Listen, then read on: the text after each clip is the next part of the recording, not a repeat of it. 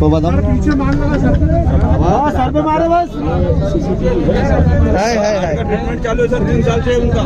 Sir बात तो मारो सर 25%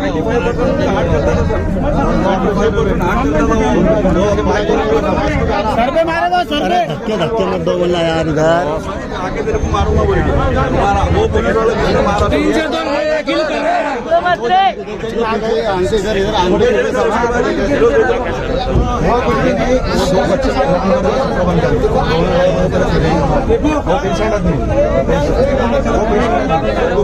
घर पे से बुला के लेके आते हो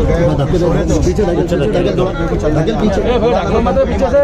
अब उनको जबरदस्ती बुलाया कैसी भी चलते चलते वहाँ पे गए अब उनको पीछे से जब हमारा पुलिस वाले सामने थे यहाँ गिरे पीछे सीसीटीवी कैमरे में आए उनकी ही दुकान है ना हमारे चचा ये दुकान के मालिक को बुला मारे देख लिया 300 का गुना दाखिल करो 302 गुना दाखिल करा पीछे हो रहा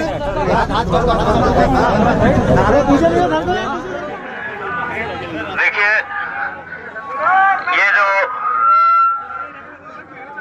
ये जो बच्चे की जान गई है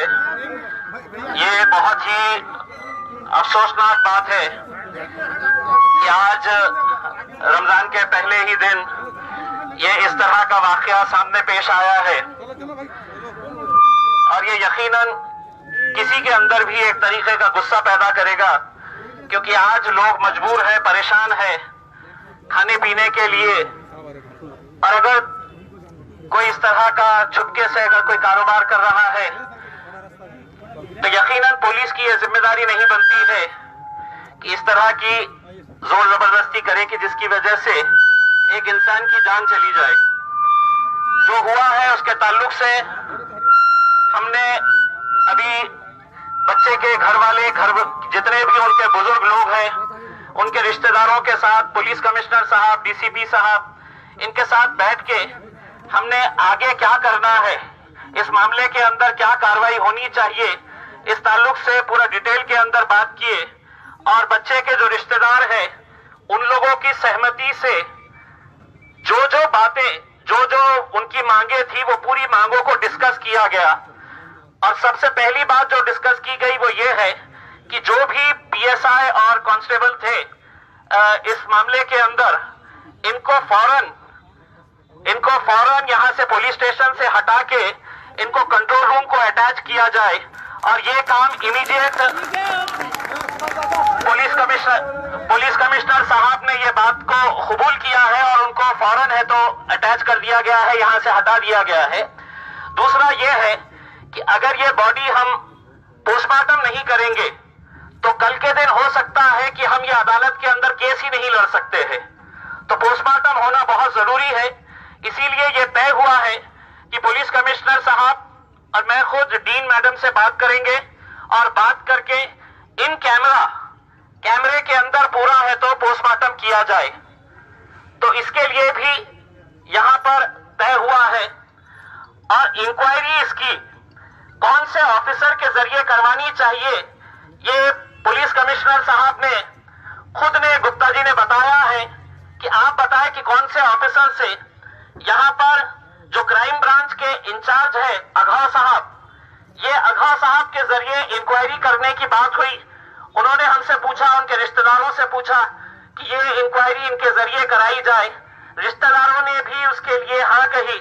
अगर इसके बाद अगर और कोई ऑफिसर अगर आपको ऐसा लगता है कि उनको भी इस इंक्वायरी कमेटी के अंदर होना चाहिए वो इंक्वायरी कमेटी के अंदर उनका भी नाम ऐड किया जाएगा। लेकिन हमें एक बात अच्छी तरह से समझना है कि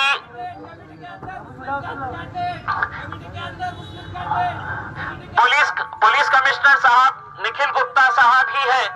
कि आप लोगों को याद होगा कि जामा मस्जिद के सामने एक पुलिस ऑफिसर ने एक बच्ची को गाड़ी से कुचलकर बच्ची की मौत हो गई थी। लेकिन यही गुप्ता साहब की इंक्वायरी की वजह से आज उस पुलिस वाले के ऊपर एक्शन हुआ है और बहुत सख्त एक्शन हुआ है। तो इस मामले के अंदर भी मैं आपको यकीन दिलाता हूं कि पूरी तरह से हम इस केस के ऊपर नजर रखेंगे और कहीं पर भी अगर हमको ऐसा लगता है कि किसी को बचाने की कोशिश की जाएगी तो हमारे पास ये इख्तियार है कि हम दोबारा आंदोलन कर सकते हैं, बड़ा आंदोलन कर सकते हैं। लेकिन आज के माहौल को देखते हुए और उनके घर वालों की रजामंदी के बाद ही ये सब फैसला हुआ है। उनके जितने जिम्मेदार घर वाले लोग हैं उन्होंने इन सब बातों को कबूल किया है। इसीलिए अब ये तय किया जा रहा है कि इसकी इंक्वायरी क्राइम ब्रांच के हवाले की जाए, बॉडी को यहां से ले जाकर